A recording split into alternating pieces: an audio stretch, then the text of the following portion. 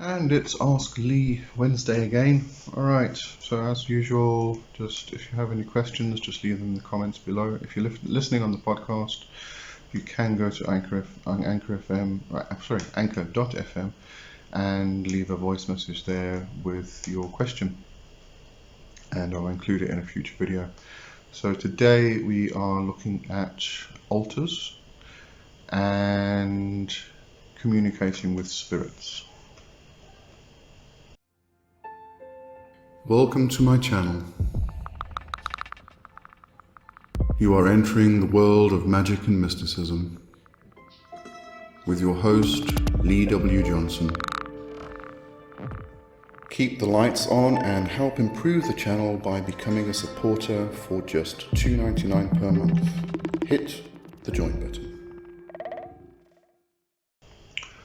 Alright, so first question is from, let me just move it this way, Igor Rodriguez Alves. Hello Lee, greetings from Brazil. Hello Brazil. Greetings from South Africa. I have a question. Is it necessary or important to have an altar in the house? No, not necessary or necessarily important. It is good to have an altar. So an altar is a dedicated space where you are sitting down and doing your spiritual work. And if your work involves worship, then it will obviously involve the deities, the spirits that you're actually working with and giving reverence to.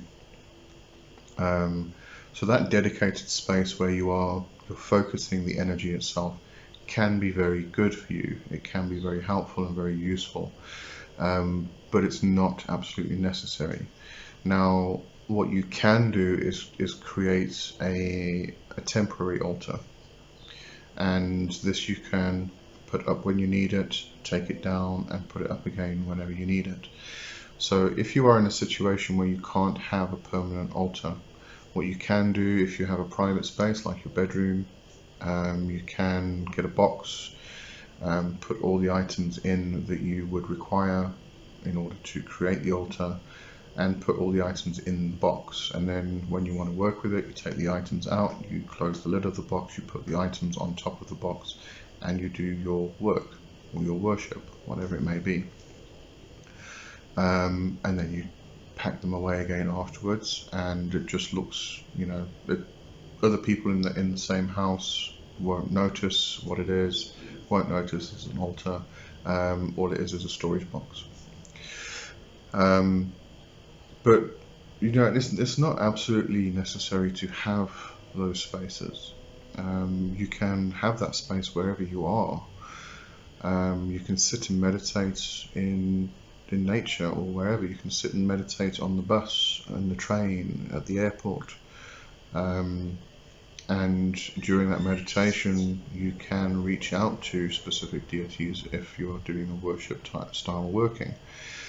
So you don't need to have that dedicated space, but as I said, it creates a focal point and it creates a concentration of energy. So what you'll find is, if you create an altar and you work with in that same space every single day, and specifically also at the same time, you'll find that the energy buildup starts to take place, and whenever you enter that space, it feels different. If you then move house, you have to deconstruct that space, clean up the energy, and then move it to your new house and start again and start building up the energy. But it does build up that focus of energy and intent, so which is why we have altars. But again, coming back to your question, it's not absolutely necessary to have an altar. In many ways, you are the altar. I said this to someone years back in a Yahoo group when they were still around before Facebook. You are your own altar. You have your altar candle in your chest, it's your heart. You have your athame with your fingers. you have everything you actually need right here. Your own being, your own body. So, all the tools you need, you've got them. The tools that we use in magic are merely extensions of the magic. There are certain cases, certain situations where that is not purely or entirely the case. Speaking to somebody last night about this, if you consider a wand, for instance, if it's prepared and made in a traditional craft way, then you'll probably find that the dryad, or a portion of the dryad, this tree spirit itself, is contained within that piece of wood, that wand. And therefore you then work with the spirit of the tree in your magic. But if you look at ceremonial wands, they are charged with particular energy. But it's not an energy that was there to begin with. It's given artificially, I think we can say, and that becomes an extension of you. So you push energy through this thing, but because you've charged the tool in a certain way, it increases the energy. But mostly you can do all of that without any tools. So it's not necessary. I mean, one of the first things I ever read when I started on the path of all of this, magic, mysticism, witchcraft, etc., was that a good magician can sit in the middle of a desert completely naked with nothing and perform great magic. So, some people need the tools. It becomes a psychological aspect to switch your mind. Some people don't need the tools. I think it's good to, when you start out, good to have the tools if you can have them, and then understand later as you progress that you don't need the tools, you have all the tools. But if you cannot have the tools, don't panic. It's not necessary to have them. You can work magic just as effectively. Alright, let's get on to the next question from Adriana Rigdon. Thank you so much for the info. It's a pleasure. On another subject, when connecting with entities, how do you differentiate your own thoughts from what the entity is saying? This is kind of difficult. It comes with practice and it comes with time, so you're going to have to be patient with this. When we are talking to spirits, if it's a direct communication that we get, so we hear the words in our head, in our mind, you usually hear them, unless you don't have an internal dialogue, we usually hear them in our own voice. Now, what you'll find is when you are doing this type of work, where you are talking directly to a spirit, you are asking a question and you get a reply verbally. Right, so all in your head. I mean, you don't hear it with your ears, you hear it with your mind. It can get to the point where it becomes manifested into a auditory voice, but usually it's you hear it in your mind. It's kind of like telepathic communication. What we're doing is we're actually receiving the message and then interpreting it into words that we can understand and interact with, and therefore it becomes part of the internal dialogue. But what we find in the beginning is we get these replies and we think it's just our own imagination that's doing it. That's fine, just carry on. Try not to question it. Just keep talking, keep getting responses. And what you'll find is you'll get a response at some stage that is absolutely not what you would have thought. It would be nothing that you would ever think of saying. And it's something that is just completely out there, that didn't even cross your mind in any way, shape or form.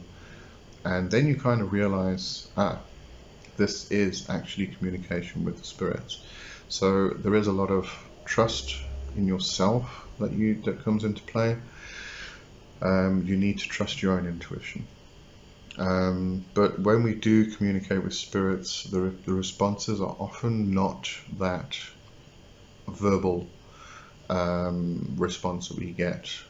Quite often it is impressions, feelings, images that we may get. We may get a response later on within a dream, which then becomes a bit easier if you are good at dreaming, because then the response that you get is actually from the spirit, and because in the dream you are communicating almost like one-on-one.